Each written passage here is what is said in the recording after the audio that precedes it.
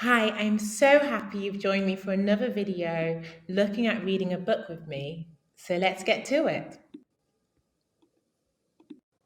The Tale of Tom Kitten.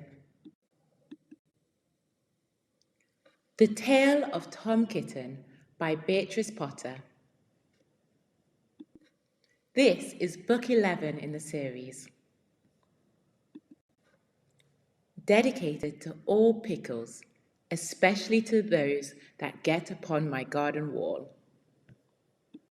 Once upon a time, there were three little kittens, and their names were Mittens, Tom Kitten, and Moppet. They had dear little fur coats of their own, and they tumbled about the doorstep and played in the dust.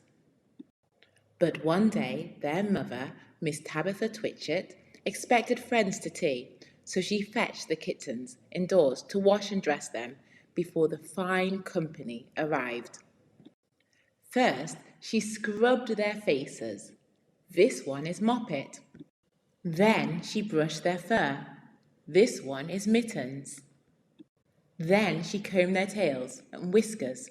This is Tom Kitten. Tom was very naughty and he scratched. Mrs. Tabitha dressed Moppet and Mittens in clean pinafores and tuckers, and then she took all sorts of elegant and comfortable clothes out of a chest of drawers in order to dress up her son, Thomas. Tom Kitten was very fat, and he'd grown. Several buttons burst off. His mother sewed them on again. When the three kittens were ready, Mrs. Tabitha wisely turned them out into the garden to be out of the way while she made hot buttered toast. Now keep your frocks clean, children. You must walk on your hind legs.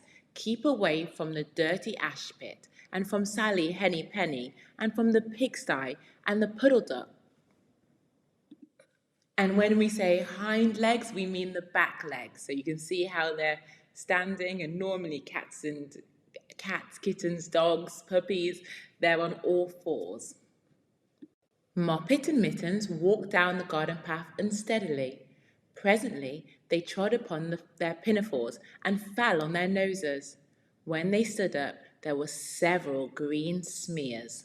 Let us climb up the rockery and sit on the garden wall, said Moppet. A smear is a mark or a streak on maybe your clothes, and it's messy looking.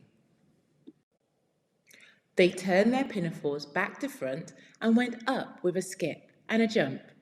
Moppet's white tucker fell down into the road. A tucker is an older word that we don't really use nowadays, but it's a piece of lace or linen that's worn in or around the top of a bodice as an insert in front of a low-cut dress. So it's an older term that you might not see anymore. Tom Kitten was quite unable to jump when walking upon his hind legs in trousers. He came up the rockery by degrees, breaking the ferns and shedding buttons right and left. He was all in pieces when he reached the top of the wall. And this term by degrees means a little at a time or gradually. Moppet and Mittens tried to pull him together. His hat fell off, and the rest of his buttons burst. And to burst is to break open suddenly or violently, so a bubble or a balloon bursts. While they were in difficulties, there was a pit, pat, paddle, pat, and the three puddle ducks came along the hard high road, marching one behind the other, and doing the goose step, pit, pat, paddle, pat, pit, pat, waddle, pat. I love the word waddle, and waddle is walking with short steps in a clumsy or swinging motion. So this is what those ducks do when they walk down the street. You can see they have that motion and they waddle. They stopped and stood in a row and stared up at the kittens. They had very small eyes and looked surprised. Then the two duck birds, Rebecca and Jemima Puddle Duck, picked up the hat and tucker and put them on. Mittens laughed so that she fell off the wall. Moppet and Tom descended after her. The pinafores and all the rest of Tom's clothes came off on the way down. "Come, Mr. Drake Puddle Duck," said Moppet. "Come and help us to dress him.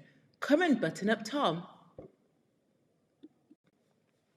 Mr. Drake Puddle Duck advanced in a slow, sideways manner and picked up the various articles.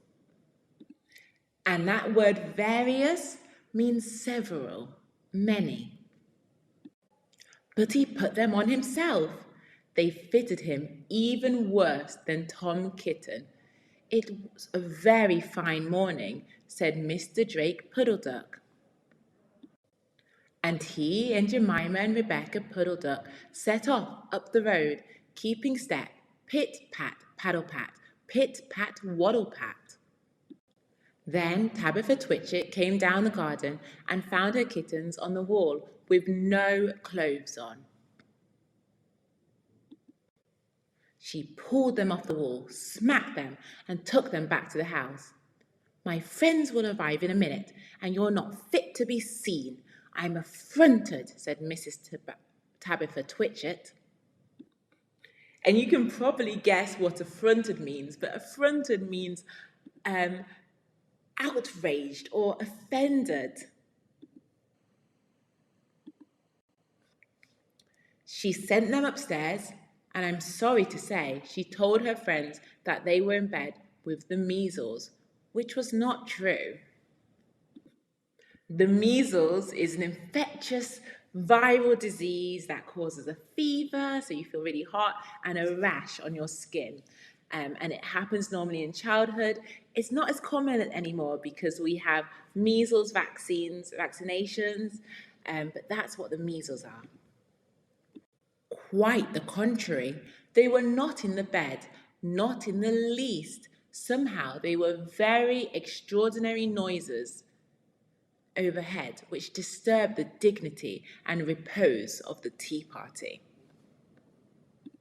Contrary means opposite, and repose is a state of rest or tranquility or calm, so a calm and composed energy. And I think that someday I shall have to make another, larger book to tell you more about Tom Kitten. And I love this picture with the mum coming in the room and the bonnet on the head of Tom Kitten and the room a mess. As for the puddle ducks, they went into a pond. The clothes all came off directly because there were no buttons. Buttons attach two items together. So on a shirt, you see buttons. It's what people fasten together to keep the shirt together. And they put the buttons through a buttonhole. And Mr. Drake Puddle Duck and Jemima and Rebecca have been looking for them ever since. The end.